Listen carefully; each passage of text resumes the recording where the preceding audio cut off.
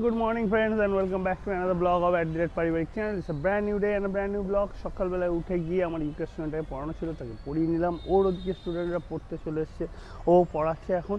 আজকে আবার একটু সুরসুরে ঠান্ডা হাওয়া চালাচ্ছে। সকাল থেকে একটু কুয়াশা ওয়েদার ছিল, এখন কুয়াশাটা অনেকটা কেটেছে, কিন্তু সুরসুরে ঠান্ডা হাওয়া চালাচ্ছে। আর একটা ব্যাড নিউজ হচ্ছে এটা যে 2-3 দিন ধরে মায়ের শরীরটা খুব একটা ভালো যাচ্ছে না, ভালো রকমের সর্দি কাশি ধরেছে। আর 2-3 দিন ধরে রাত্রে ভালোভাবে ঘুমাতেও পারছে না। কালকে সেটা একটু বেশি বাড়াবাড়ি পর্যায়ে পৌঁছেছে, প্রচণ্ড কাশি হচ্ছে, এত কাশছে যে সারা রাত ঘুমাতেই পারছে না, এরকম একটা কন্ডিশান। তো তার জন্য বাবা ডিসাইড করেছে, আমিও ডিসাইড করেছি যে আজকে ডক্টরের কাছে নিয়ে যাবো। তা একজন ডক্টরের কাছে যাওয়ার ইচ্ছে ছিল, কিন্তু তার নাকি বাবা মারা গেছে শুনলাম, তার জন্য সেখানে যাওয়া হবে না। তো আরেকজন ডক্টরের খোঁজ পেয়েছে, যিনি মনে হয় 10:30 কি 11টার দিকে বসবে। তা আমি গাড়ি করে নিয়ে যাব মাকে, নিয়ে গিয়ে দেখিয়ে আনি, দেখি তাতে করে উনি কী বলেন। যে মেডিসিন যে খাচ্ছে না তা না, কিছু অ্যান্টিবায়োটিক মেডিসিন অলরেডি বাবা চালু করে দিয়েছিল, যেগুলো জেনারেলি মায়ের কাজ করে, যেমন আমিও ওকে দিয়ে থাকি ওর হলে। তা কিন্তু সেগুলো এবারে কোনোভাবেই কাজ করছে না। তো তার জন্য হয়তো ওষুধ অল্টার করতে হবে, এবার সেগুলো তো আর আমাদের পক্ষে করা সম্ভব না। তো তার জন্য ডক্টরের কাছে নিয়ে যাওয়া, নিয়ে গিয়ে দেখি উনি কী বলেন না বলেন, অন্য কফ সিরাপ বা কিছু কী সাজেস্ট করেন, সেই অনুযায়ী ডিসিশান মেকিং হবে। তা এই হচ্ছে আজকে সকালের আপডেট। দিনটা এইভাবে শুরু করি, দেখা যাক সারাদিন কী হয় না হয়। আজকে আমার জিমে যাওয়া হয়তো হবে না, কেন যেহেতু 10:30 11টায় মাকে নিয়ে যাবো। 11টার দিকেই তো আমি নর্মালি জিমে যাই, তো আজকে জিমটা ড্রপ করতে হবে আমাকে, কিছু করার নেই। ফ্যামিলি ফার্স্ট, তারপর জিম ফিম তো লেগেই থাকবে সারা জীবন, ওটা কোনো ব্যাপার না। তার জন্য এখন মাকে নিয়ে বেরোবার প্রস্তুত করছি। আর ওদিকে ও পড়িয়ে নিয়ে ও তোমাদেরকে গুড মর্নিং বলবে, তোমার সঙ্গে ডেফিনেটলি কথা বলবে। আমি আপাতত এদিকটা। Hi friends, good morning, welcome back to our channel পারিবারিক। রোজকার মতো আজকের ব্লগটা এখান থেকে শুরু করতে চলেছি সকাল আজকে পড়ানোর মহল। 23শে জানুয়ারি সুভাষচন্দ্রের জন্মদিন। তো সকলে স্কুল ছুটি বলে, স্কুল ছুটি মানে ছুটিও বলা যায়, আবার অনেকে স্কুল যায়নি। তো সেই জন্য সকালে পড়ানো রেখেছি। আর সুমিতের পড়ানো নেই, 3 জনের পড়ানো রয়েছে। 3 জন চলে এসছে, পড়াশুনো করছে, পড়াশোনার মহলে সবাই ব্যস্ত, তাই মর্নিং বলার সময় পাচ্ছে না। বলো। তো যাই হোক, তোমাদেরকে ওরা শুভ সকাল জানিয়ে দিলে, আশা রাখবো তোমরা আমাদের সাথে আছো, থাকবে, আর সারাদিনের জন্য ব্লগটার দিকে চোখ রাখবে, স্কিপ না করে পুরোটাই দেখবে। তো পড়িয়ে উঠে নিয়ে ওইদিকে শাশুড়ি মারও ভীষণ শরীর খারাপ, এত টেক কেয়ারে থেকেও মারাত্মক শরীর খারাপ, তাই তাকে নিয়ে একটু পরেই ডাক্তারের কাছে যাওয়া হবে। তো ও সকালবেলায় পড়িয়ে নিয়েছে, তো এখন অবধি ব্রেকফাস্ট রেডি করা আছে, খেয়ে নাও, তুমি ব্রেকফাস্টটা নিয়ে নাও। আমি অনেকক্ষণ আগে রেডি করে এসেছি, ওরা পড়তে আসার আগেই। তার আগে তো চায়ের পর্ব মিটে গেছে, আর রান্নাবান্নার পর্ব পরের দিকে যাচ্ছি, দেখি কি হয় না হয়। গাড়ির পলিউশন এক্সপায়ার হয়ে গেছিলো, পলিউশনটা করিয়ে আনলাম, খেয়াল ছিল না একদম, জাস্ট নাও করিয়ে নিয়ে চলে আসলাম পলিউশনটা। কেন বেরোবো, নাহলে চৌমাথায় গেলে ধরতো আমাকে, ওই মাকে নিয়ে যাবো বলে গাড়িটা বার করে দাঁড় করে রেখেছি। একটু ঝাড়লাম, প্রচুর ধুলো হয়েছে, গাড়িটা বেসিক্যালি পুরো ভালো করে ধুতে হবে, এইভাবে হবে না, ভালো করে ধুয়ে তারপর চাপা দিয়ে রাখতে হবে। যা ধুলো আমাদের এখানে এই রাস্তার ধারে থাকার এই এক জ্বালাতন, আর কিচ্ছুই না। পড়িয়ে উঠে গেছি, ওরাও চলে গেল, বেরিয়ে গেল। অনেকক্ষণই আগে হয়েছিল, কিন্তু ওদের গার্জিয়ানরা আসেনি বলে একটু লেট করে মানে ওরা বেরোলো। তো এইদিকে ও বেরিয়ে গেছে শাশুড়ি মা শ্বশুরমশাইকে নিয়ে ডাক্তারের কাছে। আমাদের মধ্যমগ্রামে মা মেডিকেলে যে ডাক্তার আছে ওখানেই দেখাবে। আর কেননা আমার শাশুড়ি মাকে যে ডাক্তার দেখেন মেডিসিনের, টিকে বিশ্বাস, তার বাঁকড়ায় বাড়ি, তার বাবা মারা গেছেন বলে তিনি এখন বসছেন না। তো সেই জন্য ও মা মেডিকেলে অন্য একজন ডাক্তারের কাছে নিয়ে যাচ্ছে। ওনার খুবই বাড়াবাড়ি অবস্থা, এত টেক কেয়ারে থাকে তবুও যে কীভাবে বেঁধে যায় মানে বলার নয়। আর আমাদের এত চলতে থাকে, মানে উল্টো রিয়াকশান হয়ে যায় সব সময়। তো আর কি বলবো, যাই হোক, যেটা হয়েছে তো যেতে তো হবেই। ও বেরিয়ে গেছে নিয়ে, আর এসে অফিসের কাছে বসবে। দেখি আমি এদিকটা কি করি, কি করব না করবো কিছু বুঝে পাচ্ছি না। শ্বশুরমশাই দেখি চিংড়ি মাছ নিয়ে এসছে, আর ফ্রিজে মাংস আছে, দেখি কি করি। আর এদিকে ডিম বললো ডিম খাবে, তো এদিকে ডিম দেখি সেদ্ধও করে রেখেছে। তা ওনাদের দেখি ডিমের ঝোল আর কিছু করে দেবো, বাঁধাকপি টাধাকপি। আর আমাদের দেখি কি করি।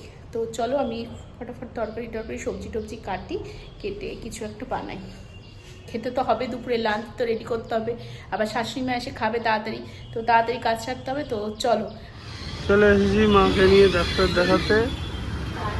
দেখো মা মেডিকেলেতে, বাবা বসে আছে, ওইদিকে মা বসে আছে, ডাক্তার আসবে এক্ষুনি, এলে দেখিয়ে নিয়ে এখান থেকে বেরোবো, দেখি কি বলে, সাজেশান দেয়, তার জন্য এসেছি।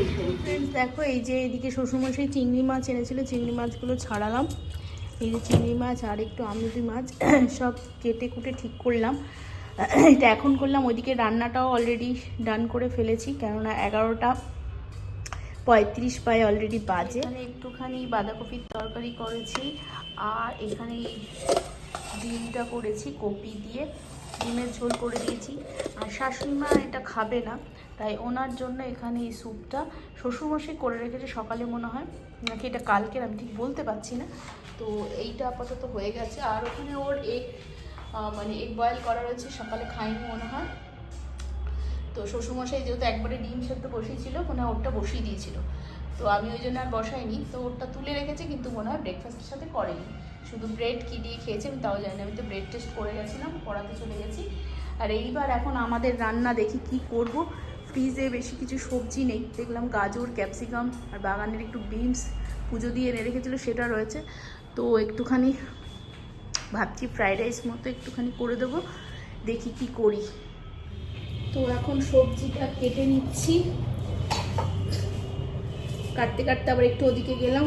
এই যে মোটামুটি গাজর, বিনস, একটুখানি হাফ ক্যাপসিকাম ছিল যেহেতু শাশুড়ি মা স্যুপটা করেছে, আর গাজরও ছিল একটা, আর একটু ব্রোকলি দেব, একটু চিংড়ি মাছ, আর একটু চিকেনটাকেও একটুখানি কিমা করলাম, ওই জন্য একটু টাইমটা লেগে গেল। ওইদিকে করে টরে নিচ্ছি, দেখি কেমন খেতে খাবারটা করে দিতে পারি আর একজনকে।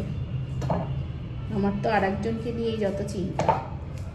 আজকে জিমটা যাওয়া হলো না, কি করবে, হঠাৎ করে বাধা পড়ে গেল, এই হয় আর কি।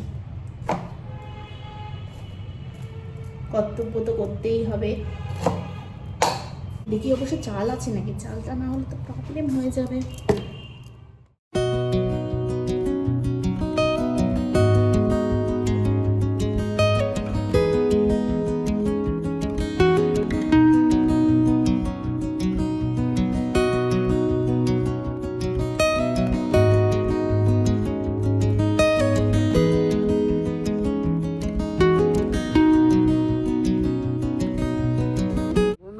মাকে ডাক্তার দেখিয়ে নিয়ে ফিরে গেছি, স্নান টান করলাম, স্নান টান করে নিয়ে তারপরে এদিকেতে এখন প্রচুর টাকার ওষুধ দিয়েছে, গোটা 4-4.5 টাকার ওষুধ, নেবুলাইজার মেশিন, নেবুলাইজার দিয়েছে, নেবুলাইজার নিতে হবে বললো, প্রচণ্ড রকম জমে গেছে ভেতরে, তো নেবুলাইজার না দিলে উপায় নেই, ওই জন্যই এত কষ্ট পাচ্ছে।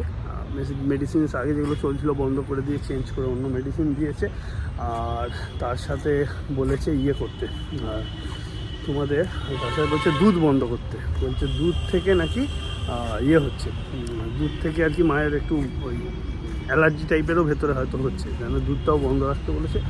এই ব্যাপার, এমনি চিন্তার ব্যাপার নয়ও, বেসিক্যালি এখন এটা ঠিক হতে কদিন লাগে, 7 দিন অবধি একটা প্যাটার্নে ওষুধ চলবে, 7 দিন পরে আবার অন্য প্যাটার্নে ওষুধ চলবে, এরকম করে সব মেডিসিন দিয়েছে।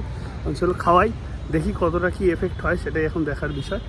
Let's hope for the best. Nebuliser তোমার আগে কখনো ইউজ করি, ফার্স্ট টাইম ইউজ করবে, আমিও ইউটিউব থেকে মোটামুটি ভিডিও দেখে নিলাম, ওষুধ দোকানের ছেলেগুলোও কিছুটা বুঝিয়ে দিল, সেই অনুযায়ী সব জিনিসটাকে চালু করি। নেবুলাইজার মেশিন এটা কিনতে হলো, এটা দিয়ে করবে একটু পরে, আমি দেখি নিজে যেটুকু দেখে বুঝেছি সেই অনুযায়ী করাবো। আর তাছাড়া এই হলো লম্বা চওড়া ফর্দ প্রেসক্রিপশান, একদম হচ্ছে ব্যাপার।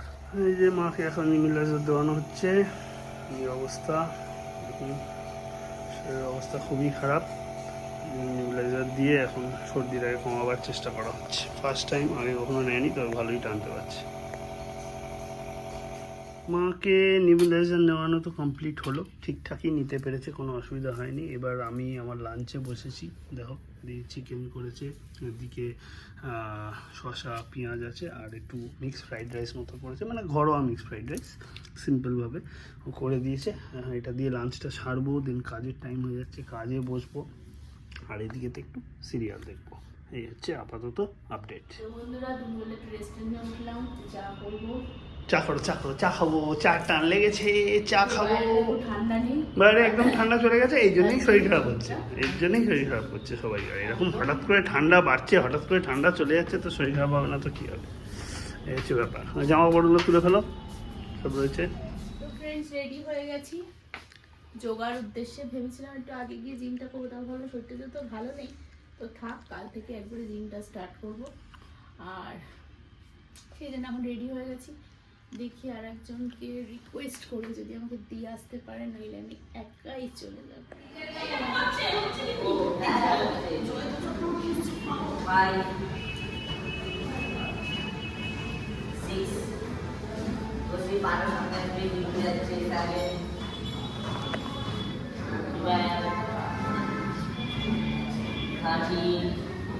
তো ফ্রেন্ডস, যোগা থেকে বাড়ি চলে এলাম কোনো রকমের। দিদির কাছ থেকে ছুটি নিয়ে সবার আগে বেরিয়ে গেছে, কিচ্ছু করার নেই। ও এসেই মিটিং অ্যাটেন্ড করতে বসে গেছে। এই যে দেখো ভিডিও কলে রয়েছে ওর, এখন চারিদিকে এই যে কল মিটিংয়ে রয়েছে, বুঝতেই পারছো। তো খুব ব্যস্ত। ঠিক আছে, ও করে নিই, তারপরে ডিনারটা রেডি করবো। তো বন্ধুরা, জিম থেকে ফিরে আর্জেন্টলি তো কাজে বসে গেছিলাম। ও হয়তো তোমাদের সঙ্গে শেয়ারও করেছে, আমি কাজ করছিলাম বসে বসে। আর এদিকে তারপর ব্যাপার হচ্ছে, এইসব মিটিং টিটিং করতে করতে এত রাত হয়ে যাচ্ছিলো, খিদেও পেয়ে গেছে। তো ওই ভিডিও কলটা শেষ হয়ে যখন নর্মাল কলের মিটিং চলছিল, তখন আমি ওকে বললাম খাবারটা দাও। খাবার নিয়ে ওই চেয়ারে বসে বসেই হাতে ধরে খাওয়া দাওয়া সেরে নিয়েছি। আমার কিছু করার নেই, রাত হয়ে যাচ্ছে, খিদেও পাচ্ছে। এদিকে এখন কখন কাজ শেষ হবে বুঝতে পারছিলাম না। এই করতে করতে অনেকটাই রাত্রির হলো। যাই হোক, এবার ঘুমানোর দিকেও যাব। কিন্তু তার আগে যেটা বলার সেটা হচ্ছে, মায়ের ব্যাপারটা তো আর তোমাদের সঙ্গে সেরকমভাবে ডিসকাস করা হয়নি। তো সকালে তো তোমাদের দেখালাম, নেবুলাইজার দিয়েছে, নেবুলাইজার টানছে, আরও সব অনেক প্রচুর ওষুধপত্র দিয়েছে, প্রচুর, মানে প্রায় 4000 আর কি 4500 রুপিসের শুধু মেডিসিন দিয়েছে। তার মধ্যে ওই যে তোমাকে বলেওছিলাম তোমাদেরকে যে দুবার খাবে এরকমভাবে ওষুধ দিয়েছে। 7 দিন পরে অন্য ওষুধ হবে। তো সেই সমস্ত মেডিসিন তো খাবে, কিন্তু ডাক্তারের সঙ্গে কথা বলে যেটা মেনলি বুঝতে পারলাম, উনি বলছেন যে ওনার কিন্তু শরীরের ইমিউনিটি পাওয়ারটা খুব ডাউন হয়ে যাচ্ছে, মানে খুবই। তার কারণটা কি আমরাও বুঝতে পারছি, সেটা ডাক্তারের সঙ্গে শেয়ার করতে ডাক্তারও বললো যে ওনাকে টুকটাক কাজ করতে হবে। কেননা যেহেতু কাজ করেন না, মানে ব্যাপারটা হচ্ছে বাবা তো একদমই কাজ করতে দেয় না মাকে, কোনো রকম কিছু দেখেছি তোমাদের টেক কেয়ারে রাখার চেষ্টা করে। কিন্তু টেক কেয়ারে রাখার চক্করে যেটা হচ্ছে, যে টেক কেয়ারে হয়তো রাখা হচ্ছে, কিন্তু ইনসাইড শরীরের ভেতর তো আর সেটা বুঝতে পারছি না। শরীরের ভেতর কী করছে, কোনো কাজ না করার ফলে আস্তে আস্তে বসে যাচ্ছে। তো ঠিক যেমন একটা গাড়ি অনেক দিন না স্টার্ট দিয়ে ফেলে রাখলে ইঞ্জিন বসে যায়, মায়ের অবস্থা ঠিক সেরকম হয়ে যাচ্ছে আস্তে আস্তে। যে একদম কাজ না করে করে করে করে এই ওয়েদারের সঙ্গে, ওয়েদার চেঞ্জ, এগুলোকে একদম ধাতে নিতেই পারছে না। একটু কিছু হলেই যে এখন আবার গরম গরম ভাব হতে শুরু হয়েছে, সেটা মা একদম হজমই করতে পারছে না। ঝপ করে শরীর মারাত্মক লেভেলে খারাপ হয়ে যাচ্ছে। যাই হোক, এগুলো বললো। বাবাকেও আমি বললাম যে একটু কাজটা যেটা ওটা করতে দাও, আর হেভি ওয়েট কিছু করতে হবে না, কিন্তু খুচকাচ কাজ যেন করে কন্টিনিউ, সেটা খেয়াল রাখতে হবে আমাদেরকে। তো সেটা না করলে ইমিউনিটি পাওয়ার আরও ডাউন হয়ে যাচ্ছে মায়ের।